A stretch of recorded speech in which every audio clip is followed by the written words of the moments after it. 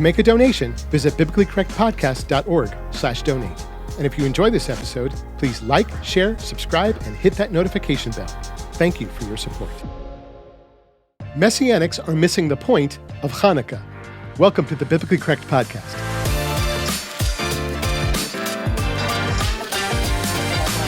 Shalom, y'all. This is the Biblically Correct Podcast, teaching biblical correctness in a biblically incorrect world. My name is Geoffrey. I'm a Jewish follower of the Messiah Yeshua, Jesus, and I love teaching the Scriptures. During the winter holiday season, while most people are celebrating some version of Christmas, the Jewish community has developed its own Christmas time equivalent in the Feast of Chanukah. It's a celebration that many Jewish and Gentile Messianics are also drawn to, in large part because of how they see Chanukah fulfilled in Yeshua. But what if injecting Jesus into a Jewish holiday isn't the point? What if the real point of Chanukah isn't about miracles, latkes, and lights, but something far more powerful and fundamental to our faith? Today I want to talk about how Messianics miss the point of Chanukah in both our theology and observance of the holiday, and then explain how knowing the real story of Chanukah can affect not just how you celebrate it, but how you walk with Yeshua in your everyday life. Now, before we go any further, let's start with a really brief explanation of what Chanukah is. Coming from a time in Jewish history about 150 years before the birth of Yeshua, the Feast of Chanukah long predates Christmas. During that time, the land of Israel was under Greco-Syrian occupation, and the temple had been defiled with pagan sacrifices. Chanukah, or the Feast of Dedication, is a commemoration of the Jews retaking Jerusalem against incredible odds, and then purifying and rededicating the temple. The 8-day celebration isn't commanded by God, but is a minor festival instituted by the Jewish people. Chanukah begins on the 25th day of the 9th month on the Jewish calendar, corresponding roughly to the month of December. Today, the modern practice of Chanukah, like Christmas, involves parties, gift-giving, and other festivities, with families and friends often exchanging at least one gift on each of the 8 days. And the main icon of the Chanukah celebration is the 9-branched candelabrum called the Chanukah, although most people refer to it inaccurately as a menorah. 8 of the branches are for the Chanukah lights, plus 1 light, the shamash or servant, to light the others. The Chanukah came about as a way to remember what the Talmud describes as a miracle, stating that when the temple was rededicated and they went to relight the holy lamp, they found only 1 vial of oil with the seal of the high priest still intact. The miracle is said to be that the oil from that 1 vial turned out to be sufficient for 8 days, hence one explanation for the 8 days of Chanukah. So the Chanukah is lit in celebration of that purported event. However, whether this miracle actually happened or not is questionable, as none of the authoritative historical records which precede the Talmud report that it did. The fullest historical accounts from that time period are preserved for us in the non-canonical, not God-inspired books found in some versions of the Bible, especially in the books of 1st and 2nd Maccabees. Now that we've established where Chanukah comes from and what it's about, there are several reasons why Messianics like to celebrate it. And though it may not be the best reason, probably the most common one is that it serves as a Jewish replacement for Christmas.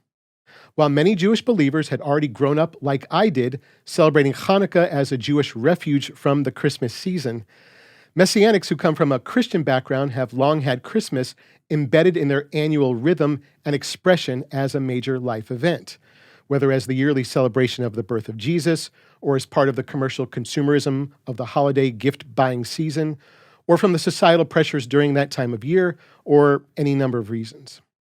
Many Messianics find themselves still wanting to maintain that December connection to Jesus, but feel that they can't participate in Christmas, citing concerns over pagan influence and non-biblical origins. So Chanukah, Since it's already well established in today's culture as a Jewish alternative to Christmas and contains elements that easily lend themselves to being messianically reinterpreted, makes an ideal Christmas substitute. It enables Messianics to fulfill that Christmas time need without compromising their conscience. Now, this adoption and reimagining of Chanukah leads us to our second reason why Messianics embrace it. And the justification for keeping this uncommanded feast is based in part on the belief that Yeshua himself celebrated it. But unfortunately, such a characterization is at best an inflation of the biblical evidence. While it's true that the only place in the Bible that Chanukah is even mentioned is in fact in John chapter 10, verses 22 through 23, it doesn't say much. Then the feast of dedication in Jerusalem came. It was winter, and Yeshua was walking in the temple in the colonnade of Solomon. And that's all it says. We see the Master Yeshua walking in the temple during the feast of dedication, during Chanukah, just walking. It was hardly an unusual sight for Yeshua to be found in the temple. He was there all the time.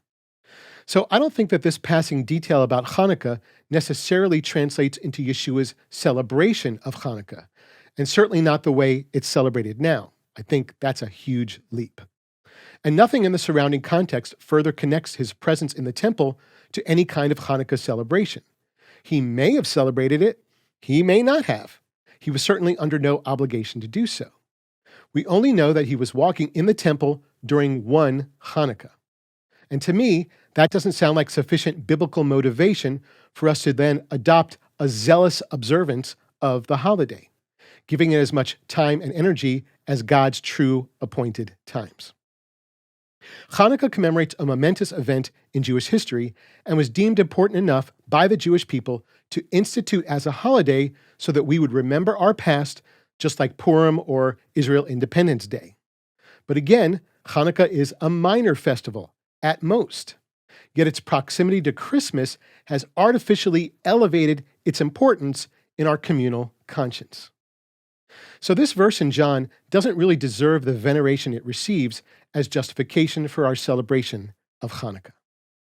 And third, in a similar way that many read into the John passage to envision Yeshua enthusiastically celebrating Chanukah, another reason why Messianics like to celebrate it is that they also read into and spiritualize the Chanukiah with Messianic sensibilities. But should we? Dr. David Stern, in his Jewish New Testament commentary, encapsulates the common biblically inspired sentiment among Messianic Jews. He says, Chanukah is celebrated using a special Chanukah menorah with 9 lights. One uses a match to light the shamash, servant, and it is then employed to light the other candles. The imagery is rich. Yeshua, the light of the world, came as a servant to give light to everyone so that we might be light to others. And while there's no denying that such imagery really preaches to the Messianic and Christian eye and ear, we need to take a step back for a second to consider whether the Chanukiah itself really warrants such symbolism. First, we know that the Chanukiah is an innovation of Judaism. It's extra-biblical and is used to commemorate a miracle of oil which may or may not have happened. Second, and here's where things start getting interesting, the Chanukiah, while apparently ancient, was not explicitly prescribed by the rabbis. On the contrary, most of the Talmudic references to the Chanukah lights are to oil lamps, which makes sense given what it's commemorating. There's even a discussion about which oil is best used for Chanukah. Apparently, it's olive oil.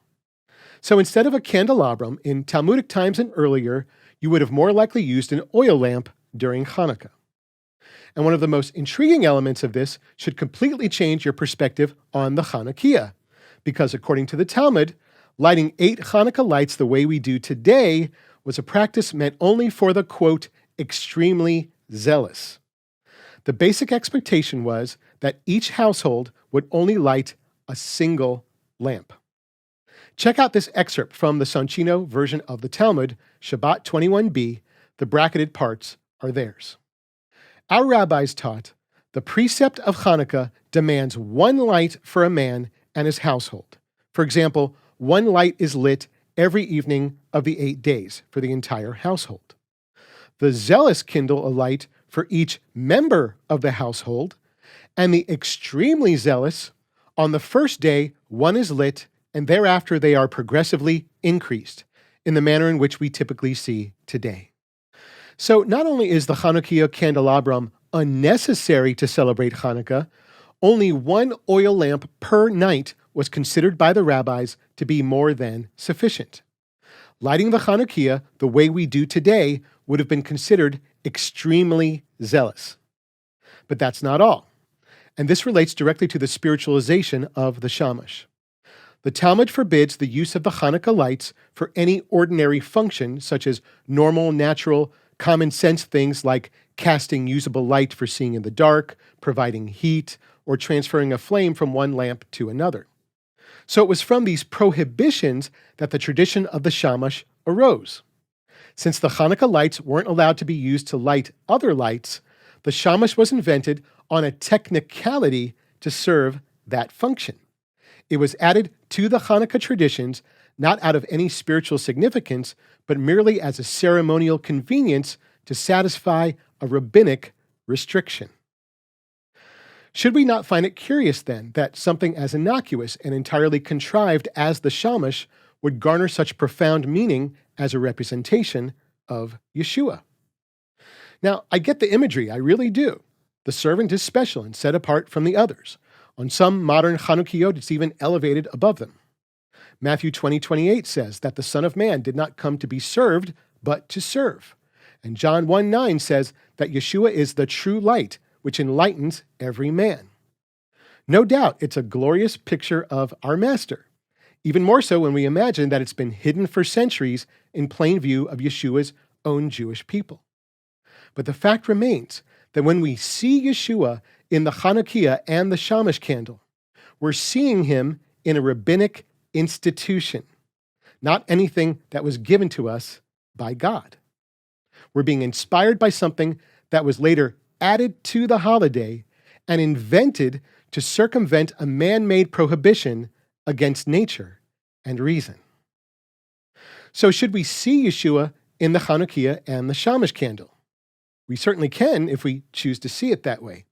But if we do, I think it's worth considering that we're just seeing things where they ought not to be, or at least making too much out of something that God never intended to get our attention.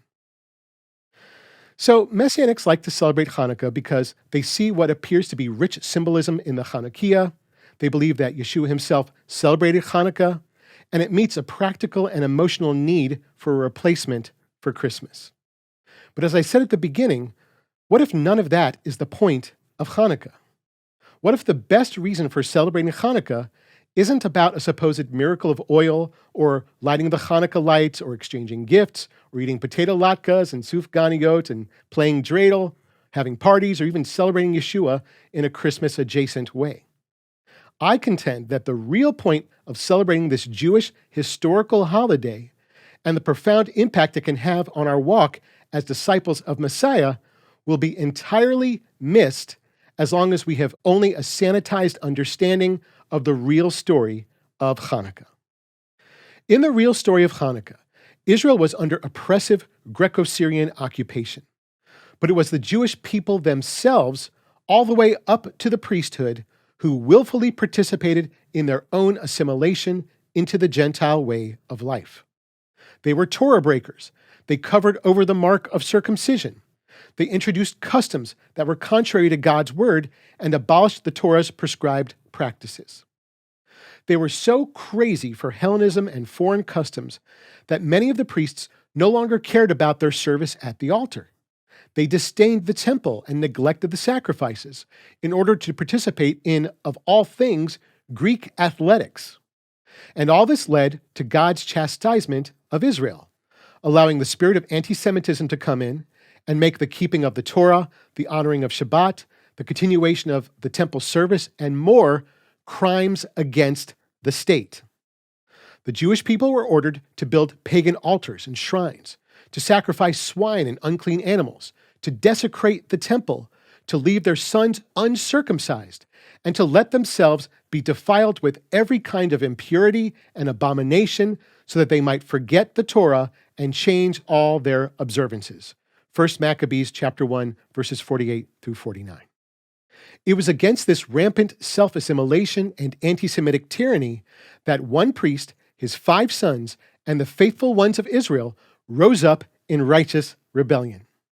But they fought not simply to free themselves from foreign oppression and to regain possession of the temple. They fought for the hearts and minds and future of the Jewish people. With a fervor for the Torah and the zeal of Phinehas, some fought their enemies and even their neighbors to the death, while others chose to die rather than comply with the ungodly decrees to defile themselves and to profane and forget God's holy word. And it is this fight and dedication to the ways of God that we as disciples of Messiah should also desire to see in ourselves. On his deathbed, that faithful priest is said to have uttered these stirring and inspiring words. These are times of violence and distress. Arrogant people are in control and have made us an object of ridicule. But you, my sons, must be devoted to the Torah and ready to die to defend God's covenant with our ancestors. Remember what our ancestors did and how much they accomplished in their day. Follow their example, and you will realize that no one who puts his trust in Adonai will ever lack strength. My sons, be strong and courageous in defending the Torah. This is what Chanukah, the Feast of Dedication, is really all about. Not mythical miracles or military maneuvers, but the absolute, unconditional imperative to be so completely and continually devoted to God that we will never again even consider departing from his ways. It's the same sense of dedication and commitment that we hear coming from the mouth of Paul when he declared in Philippians 1, verses 20 and 21, I will be ashamed of nothing. Rather, in all freedom, Messiah will be magnified in my body, whether through my life or through my death. For to me, to live is Messiah, and to die, gain. So in this same vein, knowing and remembering the authentic Chanukah story should be the point of Chanukah because it allows us to see what true dedication to God and his word looks like. A dedication and willingness to fight and die for what we believe in. If you really want to understand the point of Chanukah, the deep depravity and oppression of Israel, as well as the full weight and courage and sacrifice of those righteous and zealous Jewish freedom fighters and martyrs, then I have a resource that I highly recommend that you get. It's one of my favorite books that I've written, The Real Story of Chanukah, Dedicated to the Death, which is based on the historical accounts leading up to the institution of Chanukah as recorded in 1st and 2nd Maccabees. It'll inspire you to walk in that same commitment to the scriptures and to the one who deserves the entire dedication of your life, our Master, the Messiah, Yeshua. You can visit realstory.perfectword.org to find out more. That's realstory.perfectword.org. When I look upon the Chanukah lights, my thoughts aren't of miracles and merriment, but of the fire that still blazes in the heart of God as he yearns for his chosen people to return wholeheartedly to him. I think of those of my ancestors who fought and died in his name, refusing to forget that Adonai set them apart for a purpose. And I think of those who live today in presumed safety and freedom to live as we please, yet having forgotten who God made us to be. As disciples of Messiah, we have an abundant treasure of spiritual richness in the legacy of the Scriptures. The Master Yeshua's ample fulfillment of God's feasts and appointed Moedim should keep us satisfied for a lifetime. So if we choose to then keep the traditions of Judaism in our observance of an expressly Jewish holiday like Chanukah, let's respect that legacy and heritage as well, and forego the Messianic adaptation as well as the elevation of Chanukah to the same level as that of the holy days expressly instituted by God. Perhaps just one lamp of oil will be sufficient for us this year. Perhaps by revisiting the original traditions, we may find ourselves not so extremely zealous for the season after all. So let's not make Chanukah a commemoration of an unlikely miracle, or a celebration from Yeshua-inspired symbolism, or even a substitute for Christmas, but instead a tribute that honors and internalizes a Jewish remnant's extreme commitment to God's name and His Word. Let's remember that the real point of Chanukah is to memorialize those courageous and uncompromising ones who gave everything they had for God. Let's be moved toward that same daily dedication to Messiah, whether through our life or through our death. Thanks for joining me for this episode of the Biblically Correct Podcast. If you like this episode and want to see us make more, then we need your help. Visit our website at biblicallycorrectpodcast.org to support the work of Perfect Word Ministries and MJMI with your much-needed donations. And of course, don't forget to like, share, comment, subscribe, and ring that bell to receive notifications whenever a new episode is posted. If you have any questions about this teaching, or if there are any other topics you'd like to see me cover, leave me a comment or shoot me an email at kevin@perfectword.org. That's kevin@perfectword.org. Until next time, remember that every scripture is God-breathed and profitable for teaching, for refuting, for setting a right, and for instruction that is in righteousness, so that the man of God may be fully equipped, having been completed for every good act. Shalom.